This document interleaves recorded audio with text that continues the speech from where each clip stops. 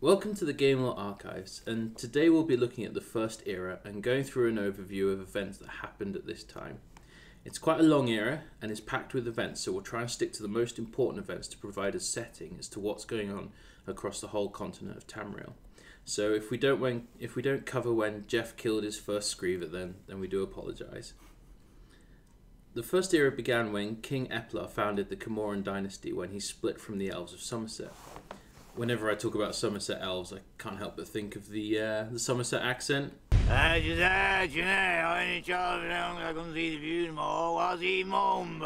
It was in the early years of the First Era that Harold was born in Skyrim. He still had a bee in his bonnet about the Snow Elves genocide, and so campaigned against what remained of the Snow Elves within Skyrim and killed them as he found them. This then drove them into hiding. With this success, King Harold became the first High King of Skyrim and was the first to unify all of Skyrim. Soon after Harold's death, the Dwemer in Skyrim discovered a large deposit of Ethereum. They used this to create the Ethereum Forge, which created some of the most powerful artifacts in Tamriel. And if the Helm of Aetherius is anything to go by, probably the most sparkly too. Soon the Dwemer fell into civil war to gain control of the Forge to make their own sparkly weapons. This war lasts for decades and leaves the Dwemer weakened, so when the High King of Skyrim, High King Gelia, got to the throne, he conquered the Dwemer. Across the border, one of the most important events, if not the most important, was beginning. In First Era, year 242, Alessian started the Cyrodiilic human uprising against the Ayleid elves. In the very next year, the White Gold Tower fell, and this is seen as a symbolic end of the Ayleid Empire. The Alessian Empire was formed in its place, and then in the First Era 361, the Alessian Doctrines were introduced, and Ayleid lordship had been completely outlawed.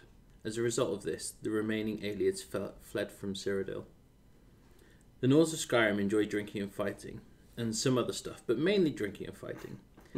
So, with the Snow Elves gone, and the Dwemer dealt with, it was then only a matter of time before they found someone else to fight. And this time it was with themselves. King Borgias was killed by the Wild Hunt, and this left the throne free to be taken. So the War of Succession began. The war finished when Olaf One-Eye captured Dragon Numenex, and in the First Year of 402, he became the High King, and his rule ended in 452. Shortly after the Direnni took land in Skyrim. They only moved in after the High King, who wrestled dragons, had gone. This is but one example of how clever the elves of the clan were. They discovered the Adamantium Tower, and as a result became extremely powerful. This was also in part due to businesses and how they ran them. For example, when they were just farmers, they worked together and grew crops in farmland most suited to the crop. Other elves would stick to one crop regardless of the land. This meant their crops were of the highest quality and they became very wealthy. Because of this, over the course of the Merithic era, the Direnni had built up enough wealth and power to resist the Alessian Empire, outlaw Alessians' reforms in their land, and repel the Alessian armies, time and time again. This came to a grinding halt when the Alessian Order got its act together and finally beat the Daenri, who actually had the last Ayleid king with them. They beat them on the moors of Glenumbra. This soon led to the end of the Daenri clan, but their influence lived on. At the beginning of the 7th century, King Thagor of Daggerfall defeats the army of Glenpoint, making Daggerfall a symbol of culture and military might which has managed to retain through all the eras since. In the First Era 700, a dragon break occurs. This is a period of history which is seriously wibbly-wobbly, and time can flow backwards, forwards, round around the garden. Or not at all. It is also a time in which all possibilities can happen. And no, it's definitely not a convenient plot device to keep all endings of all the games canon. In these dragon breaks, so called because Akatosh, the god of time, is represented as a dragon, and it's a break in time, hence dragon break, not a time where people stop working for a 45-minute break to have dragon sandwiches. In these dragon breaks, all possibilities happen. Many events some people see, and many people don't see the same events, and other such curious things go on. People can be killed in several different ways. Even something like the colour of the sky is disputed. In the first dragon break, there seems to have been a large battle on Red Mountain. We have it on fairly good authority that this happened, but some sources don't mention it, which is very bizarre. The battle was between the Dwemer and the Dwemer over religious and secular beliefs. It boiled down to how they were going to use Lorcan's heart. After this, the Dwemer disappeared. No one really knows where, or if it was intentional or by accident. But as the great scholars of the Game Lore archives, we have put the bits together and come up with a vague theory of what happened. See Dwemer episode. It's also due to this that the houses fell into fraction and unease. In the 792nd year of the First Era, Ukunda is destroyed. We are talking Atlantis style, the whole island sunk under the water, and like Atlantis we have no idea how this happened. But the popular theory is that the Herodurge and Ancel rebel group destroyed it. There was considerate turmoil and civil war on Ukunda. Some believe that the losing rebels sank the continent rather than losing it. Apparently there was a 3-year-old in charge of the rebels at this time. The fleeing Red Guards landed in Illic Bray and across Hammerfell. In the 950th year of the First Era, we saw the siege of Orsinium take place. This raged on for 30 years. The armies of Daggerfall, Sentinel and the Order of Diagna sustained this for all this time. This was due to the Orcs being an extremely powerful and fierce enemy and heavily fortified in their city. This fighting waged on and many heroes died on both sides. As a result of the Orcs' casualties and their tyranny in the land brought to a halt, the population of Wayrest blossomed, as did their economy.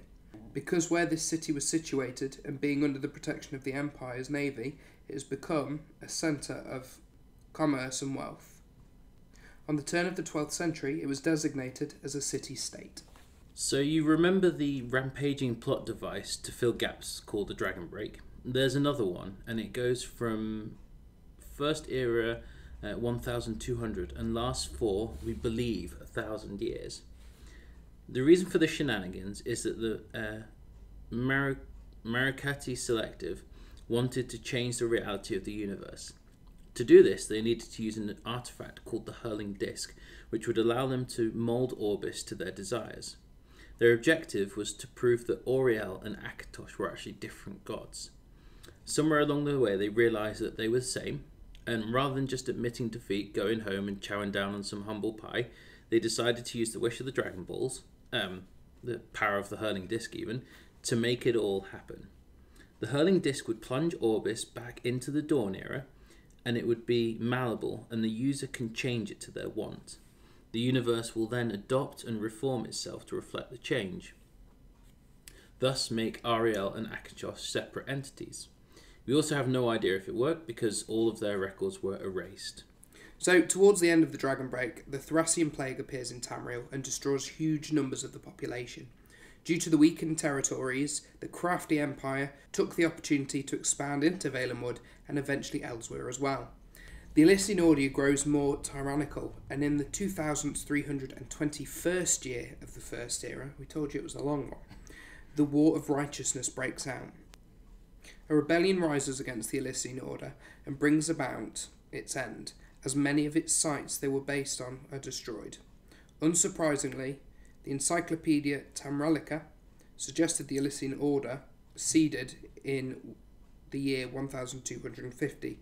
This may be an issue with the Dragon Break, but it's more likely due to the Encyclopedia being absolutely rubbish and inaccurate in almost every way. In the First Era, 2703, saw Tamriel face one of the most dangerous threats it's ever seen, the invasion of the Akaviri. Their military prowess and discipline made them a formidable enemy. It took a combined force of Nords, a large force from Morrowind, led by Vivek himself, and an army from the Colovian and an army from Nibelheim, united under the banner of Reman Dynasty, to finally repel the invaders at the Battle of Pale Pass. Because of this unification, the Reman Empire was born. Reman was also impressed with the Akaviri invaders, that he turned them into his Dragon Guard, which made up the bulk of his army in exchange for their amnesty.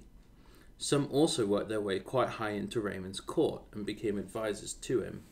Which meant that the Akaviri had a strong influence in Tamrielic history. Reman spends the next years building his empire. He splits the Reach between High Rock and Skyrim to prevent anyone from having full control of the area. Valenwood also joins the empire at this point. Reman kicks the bucket in the year 2762 and Kastov takes the throne. However, he makes such bad decisions and runs the empire so badly that Winterhold rebel, and the Dragon Guard refuse to suppress them as it would violate their oath of allegiance. As soon as Reman Cyrodiil II is made emperor, he lifts the Castar siege on the Skyhaven Temple. With an army now getting bored and kicking its feet around, he decides to advance on Blackmarsh. Now, this does not go smoothly for the Empire. So what happened is General Bucco takes the 4th Imperial Legion and begins to take some of the swampland in Blackmarsh. The Argonians retreat to Hailstrom, and Blackmarsh was considered part of the Empire. If this was the end of the story, it would be great, but as you probably guessed, it's not. Now, General Bucco's legion was heavily depleted, and so he requested reinforcements, which were sent as requested.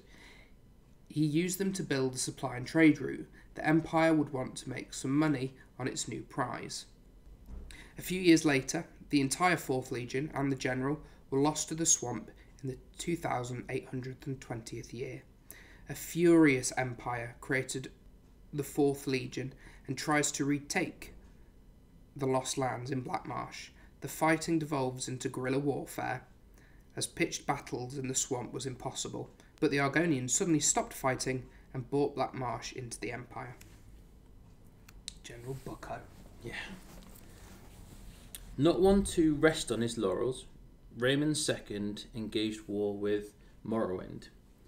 He dies, but Reman III continues this war, and it lasts many years until the Morag Tongue assassinate Reman III and bring about the end of the First Era. And that's all we have time for today. So thanks for watching the Game Archives and have a great day.